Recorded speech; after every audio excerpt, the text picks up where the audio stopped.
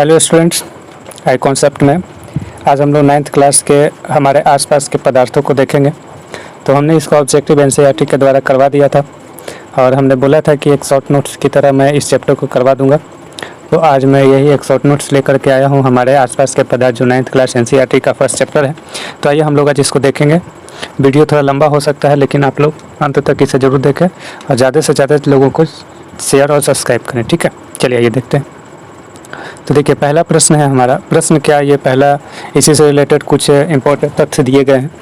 इसमें बताया गया है कि संसार की जितनी भी वस्तुएं या सामग्री जो है वो सभी चीज़ें क्या है, पदार्थ कहलाती है, ठीक है। ये वैज्ञानिकों का कहना है कि संसार की जितनी भी वस्तुएं हैं वो सब क्या कहलाते हैं, पदार्थ कहलाती है। चलिए नेक्स्ट, अगला देखते हैं कि वे सभी वस्तुएं जिनका कुछ द्रव्यमान होता है, जो स्थान घेरती है, वो पदार्थ कहलाता है। ये सब मैं क्लास में बता चुका हूँ, ठीक है, कि वैसी वस्तुएं जिनका द्रव्यमान होता है, जो स्थान घेरती है, वो सभी वस्तुएं क्या कहलाती है, पदार्थ कहलाती है।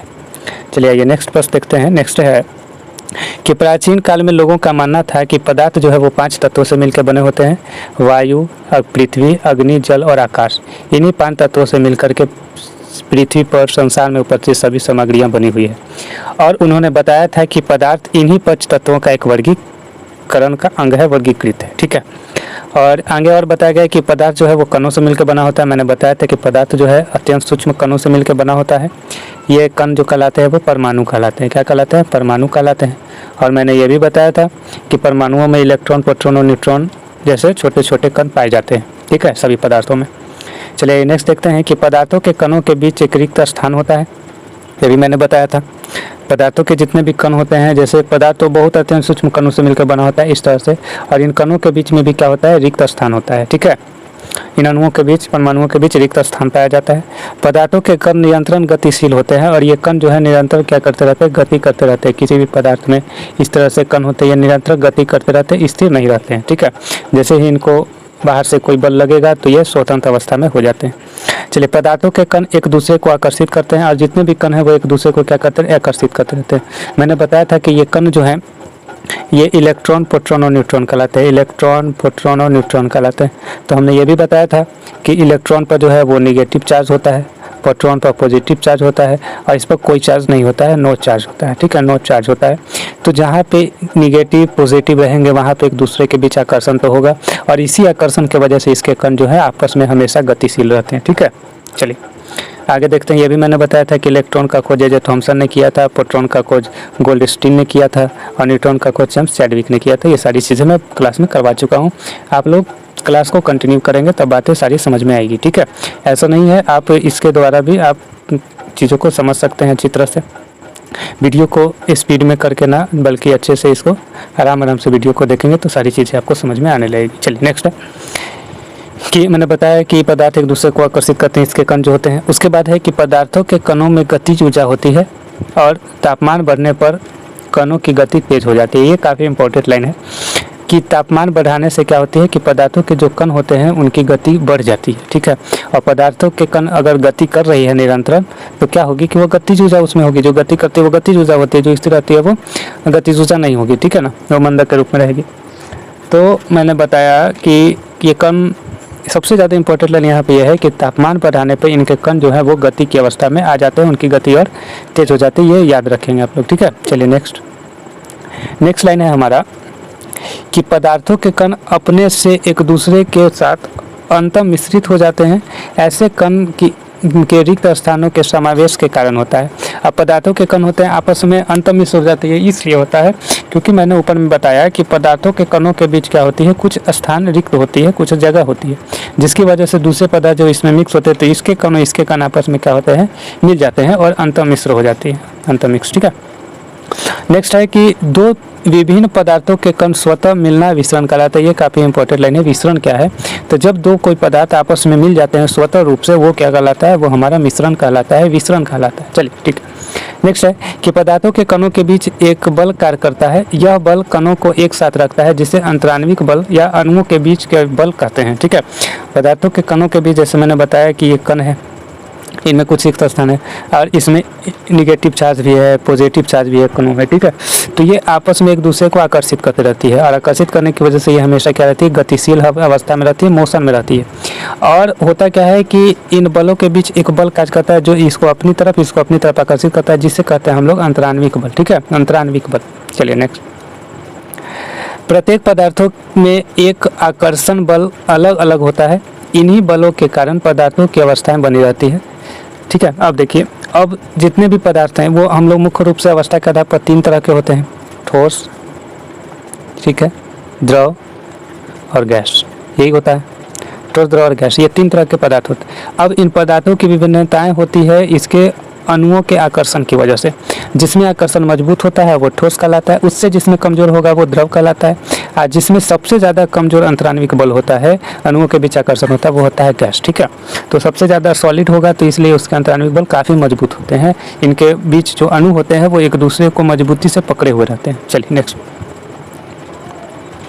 पदार्थों की ये अवस्थाएं उनकी कणों के विभिन्न विशेषताओं के कारण होता है। बल लगने पर ठोस टूट जाते हैं लेकिन इनका आकार नहीं बदलता है, ठीक है। ठोस टूट तो जाएगा लेकिन उनका आकार चेंज नहीं होता है। द्रव का कोई अपना आकार नहीं होता है, जिस बर्तन में उसे रखते हैं उसी आकार का ले लेता है, परंतु द्रव का आयतन होता है। ये सारी चीज़ें मैं बता चुका हूँ। जब ठोस, लिक्विड और गैस में जब डिफाइन किया था तभी बता दिया था कि ठोस का एक अपना आकार और आयतन दोनों फिक्स होता है, बल्कि द्रव में अपना कोई आकार नहीं होता है। जहाँ से रखते हैं उस शेप में ये द्रव आ जाता है, लेकिन द्रव का आयतन फिक्स होता है। लेकिन गैस में ये दोनों चीज़ें नहीं होती है, ना आयतन होता है ना ही आकार होता है। द्रव में ठोस, द्रव में गैस, तीनों का क्या है, एक विसरण संभव है। चलिए नेक्स्ट। अगला है कि ठोस की अपेक्षा द्रव में विसरण की दर अधिक होती है। यही कारण है कि द्रव अवस्था में पदार्थ कण स्वतंत्र रूप से गति करते रहते हैं। ठोस की अपेक्षा द्रव के कणों के रिक्त स्थान भी अधिक होती है। द्रव के कणों के बीच के रिक्त स्थान ज़्यादा होते हैं क्योंकि उनमें अंतरान्विक आकर्षण कम होगा तो ज़्यादा डिस्टेंस होगा। ठोस में क्या होता है, नज़दीक इनके कण होते हैं क्योंकि इनमें आकर्षण ज़्यादा होता है। द्रव में बिल्कुल दूर दूर होंगे, ठीक है, क्योंकि इनमें आकर्षण बहुत ही कम होता है। चलिए नेक्स्ट। ताप और दाब में परिवर्तन का पदार्थों की अवस्था बदली जा सकती है। ये काफ़ी इंपॉर्टेंट लाइन है। टेम्परेचर और प्रेशर दे करके किसी भी पदार्थ की अवस्था में हम परिवर्तन ला सकते हैं। टेम्परेचर के द्वारा ठोस को लिक्विड और लिक्विड को गैस में बदला जा सकता है। दाब दे करके भी हम लोग ठोस को लिक्विड में बदल सकते हैं, ठीक है। तो इस तरह हम लोगों का पदार्थों की अवस्था में परिवर्तन 2 बातों पर निर्भर करती है। पहला टेम्परेचर पर और दूसरा प्रेशर पर, ठीक है। टी और पी पे टेम्परेचर और प्रेशर दोनों पर निर्भर करती है पदार्थों की अवस्था में परिवर्तन, ठीक है। चलिए नेक्स्ट। जिस तापमान पर कोई ठोस पिघल कर द्रव बन जाता है उसे गलनांक कहते हैं, यानी मेल्टिंग पॉइंट बोलते हैं। मेल्टिंग पॉइंट वह टेम्परेचर होता है जिस पर कोई ठोस जो है, सॉलिड जो है, लिक्विड फॉर्म में आ जाता है, ठीक है। उसके बाद गलने की क्रिया यानी ठोस से द्रव में परिवर्तन होने की क्रिया कहलाती है संगलन। क्रिया जो कहलाती है कि क्या बदलने का क्या प्रक्रिया है, तो ये प्रक्रिया संगलन कहलाती है, लेकिन वह जो टेम्परेचर होता है वो गलनांक कहलाता है। ये दोनों याद रखेंगे, ठीक है। गलने की प्रक्रिया के दौरान गलनांक पर पहुंचने के बाद जब तक कोई पदार्थ पूरी तरह गल नहीं जाता तापमान नहीं बदलता है, चाहे उनमें कोई भी ऊष्मा दे दी जाए। पदार्थों के कणों के आकर्षण बल को बदलने के लिए ताकि अवस्था में परिवर्तन हो सके, तापमान में बिना कोई वृद्धि दर्शाए पदार्थ उन अतिरिक्त ऊष्मा को अवशोषित कर लेता है। यह ऊष्मा पदार्थों में छुपी रहती है जिसे गुप्त ऊष्मा कहते हैं। ये काफ़ी इंपॉर्टेंट चीज़ है, इसको आप लोग अच्छी तरह से नोट डाउन कर लेंगे, ठीक है। चलिए नेक्स्ट। कि गलन का प्रसुप्त ऊष्मा क्या है, तो वायुमंडलीय दाब का 1 kg ठोस उसके गलनांक पर द्रव में बदलने के लिए जितनी ऊष्मीय ऊर्जा की आवश्यकता होती है उसे गलन की प्रसुप्त ऊष्मा कहते हैं, ठीक है ना। तो ये सब चीज़ें आप लोगों को याद करनी है। चलिए नेक्स्ट देखते हैं कि वायुमंडलीय दाब पर वह तापमान जिस पर द्रव उबलने लगता है उसे क्वथनांक कहते हैं। और जल का क्वथनांक डिग्री सेल्सियस में पूछे तो 100 डिग्री सेल्सियस और केल्विन में पूछे तो 273 केल्विन होता है क्वथनांक। अगर इसका इसको क्या बोलते हैं, हिमांक बोले तो हिमांक जो होता है डिग्री सेल्सियस पे 0 डिग्री सेल्सियस, और इसका ये होता है 273 केल्विन, ठीक है। केल्विन में 273 केल्विन। चलिए नेक्स्ट। द्रव अवस्था में परिवर्तन हुए बिना ठोस अवस्था सीधे गैस में परिवर्तित हो जाती है, इसे ऊर्ध्वपातन कहते हैं। जैसे हम जानते हैं कि कोई भी ठोस जो है पहले लिक्विड फॉर्म में आती है, ठीक है, उसके बाद गैस में आती है। लेकिन एक ऐसी प्रक्रिया है जिसमें कोई भी ठोस डायरेक्ट गैस में आ जाती है, इसे हम लोग ऊर्ध्वपातन कहते हैं। जैसे हम लोगों ने कपूर का एग्जाम्पल लिया था, ठीक है, कपूर। पदार्थों के कणों के बीच की दूरी में परिवर्तन होने के कारण पदार्थों की अवस्थाएं बदलती है, हमने बता दिया था।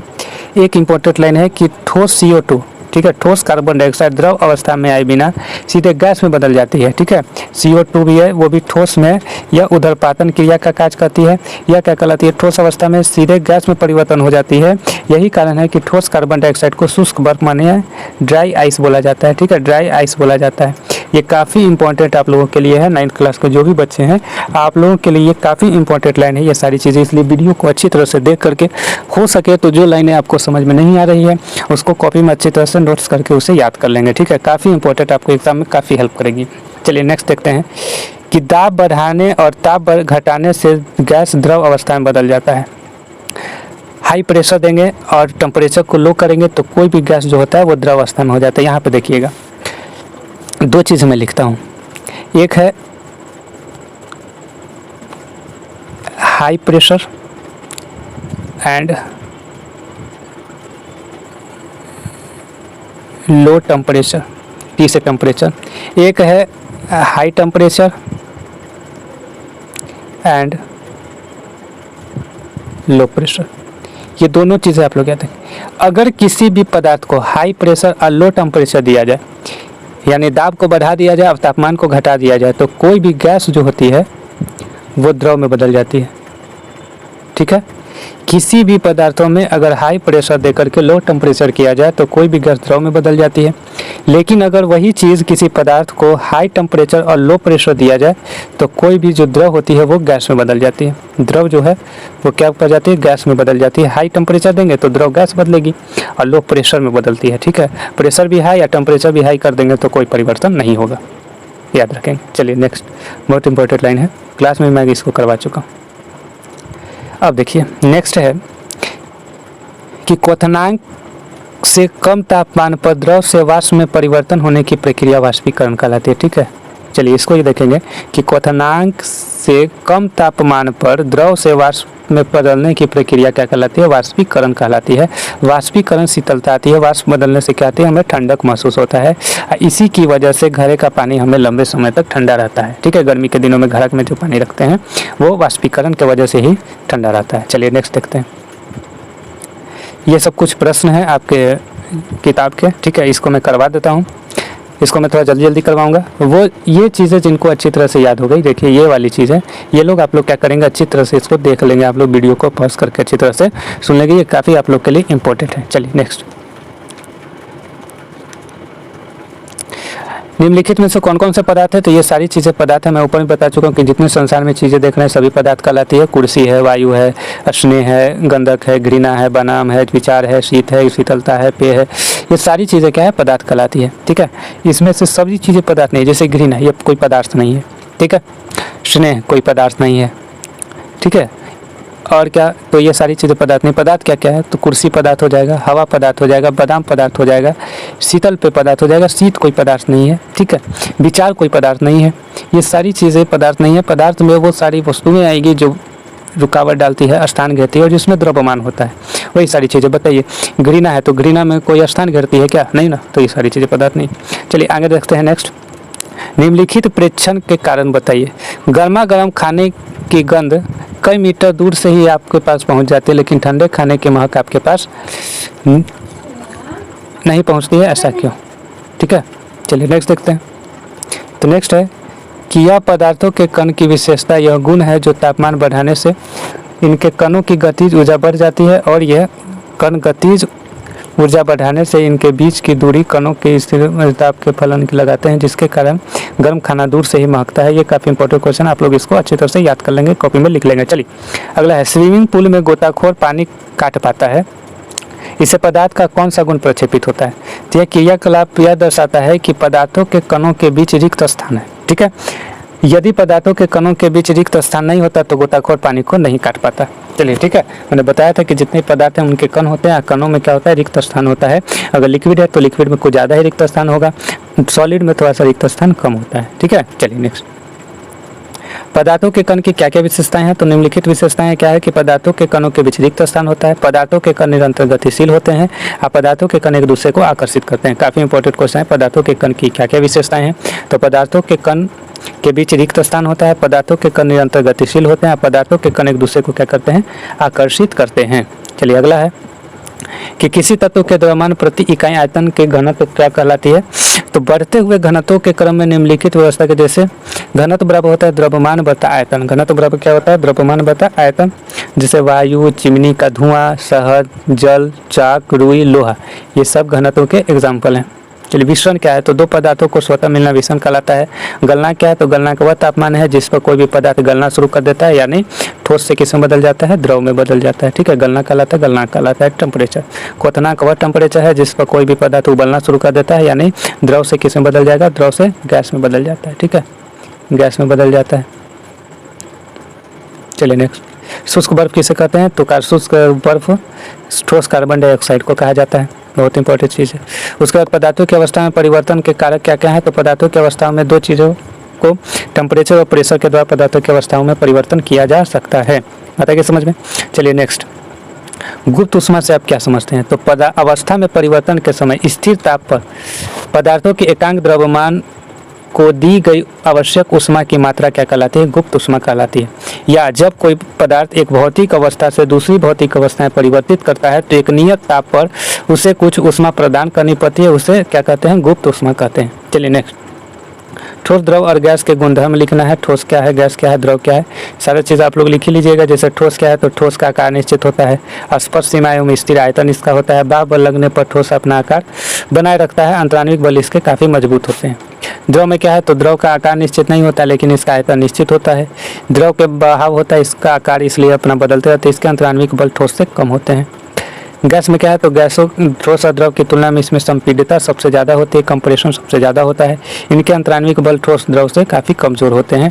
इसका आकार और आयतन दोनों अनिश्चित होता है, कोई फिक्स नहीं होता है। इसमें विसरण की क्रिया काफ़ी ज़्यादा होती है क्योंकि इनके बीच के अणुओं का डिस्टेंस काफ़ी ज़्यादा होता है। जिसके बीच के अणुओं का डिस्टेंस काफ़ी ज़्यादा होगा तो विसरण सबसे ज़्यादा होगा। ठीक है, विसरण सबसे ज़्यादा होगा। गैसों को आसानी से दबाया जा सकता है, ये संपीड़न सबसे ज़्यादा किया जा सकता है। पदार्थों के कणों के बीच रिक्त स्थान होता है, उदाहरण देकर के समझाएं। तो ये चीज़ें आप लोग पढ़ लीजिएगा, काफ़ी इंपॉर्टेंट है, आपकी किताब का क्वेश्चन एनसीईआरटी का, आप लोग इसे नोट डाउन कर लीजिएगा। चलिए नेक्स्ट है, नेक्स्ट जो बताने लायक है उसको मैं बता देता हूँ। वाष्पीकरण के कारण शीतलता कैसे होती है, तो देखिए वाष्पीकरण के दौरान कम हुई ऊर्जा को पुनः प्राप्त करने के लिए द्रव के कण अपने आसपास के ऊर्जा और अवशोषित कर लेते हैं। ठीक है, आसपास की ऊर्जा को अवशोषित कर लेते हैं। इस तरह आसपास की ऊर्जा अवशोषित होने से आसपास ठंडक महसूस होने लगता है, जिससे शीतलता आ जाती है। यही काम घड़ा में होता है। चलिए नेक्स्ट, अगला है कि ठोस कार्बन डाइऑक्साइड शुष्क बर्फ क्यों कहते हैं। ये मैंने बताया ऊपर कि जब वायुमंडलीय दाब का एक एटीएम ठोस CO2 यानी कार्बन डाइऑक्साइड द्रव अवस्था में आए बिना सीधे गैस अवस्था में परिवर्तित हो जाती है। यही कारण है कि इसे क्या कहते हैं, शुष्क बर्फ कहा जाता है। उदरपातन क्या है, तो ये भी मैंने बताया था, है ना, सब्लिमेशन, कि कोई भी द्रव अवस्था में बिना परिवर्तन हुए कोई भी ठोस जो है सीधे गैस में बदल जाता है। यह प्रक्रिया उदरपातन कहलाती है। चलिए अगला देखते हैं, वाष्पीकरण को प्रभावित करने वाले कौन कौन से कारक है। तो देखिए वाष्पीकरण को सतह क्षेत्र बढ़ाने से बढ़ेगा, तापमान में वृद्धि करने से वाष्पीकरण बढ़ता है, आर्द्रता में कमी करने से वाष्पीकरण बढ़ेगा, और वायु की गति में वृद्धि करने से वाष्पीकरण की दर घट जाती है, जिसके कारण वह प्रभावित होता है। ठीक है, तो देखिए वाष्पीकरण पर क्या क्या प्रभाव पड़ेगा। पहला, सतह क्षेत्र बढ़ाने से, यानी वाष्पीकरण एक सतही प्रक्रिया है। सतह क्षेत्र बढ़ाने से वाष्पीकरण की दर बढ़ती है, तापमान भी बढ़ाने से वाष्पीकरण की दर बढ़ती है, आर्द्रता में कमी करने से वाष्पीकरण की दर घट जाती है, वायु की गति में वृद्धि करने से वाष्पीकरण की दर घट जाती है। इसलिए तेज हवाओं में देखते हैं ओस नहीं बन पाती है। चलिए नेक्स्ट, प्लाज्मा क्या है, तो प्लाज्मा पदार्थों की वह चौथी अवस्था है जैसे नियॉन बल्ब के अंदर नियॉन गैस, फ्लोरेंस ट्यूब के अंदर हीलियम जैसी गैसें भरी होती है, वो प्लाज्मा की अवस्था में भरी होती है। चलिए नेक्स्ट, गुप्त ऊष्मा हम लोग देख लिए। संघनन क्या है, तो संघनन में क्या होता है कि वह प्रक्रिया है जिसमें गैस संघनित होकर ठंडा द्रव में परिवर्तित हो जाती है। संघनन, इसी संघनन की वजह से क्या होती है, वर्षा की क्रिया होती है।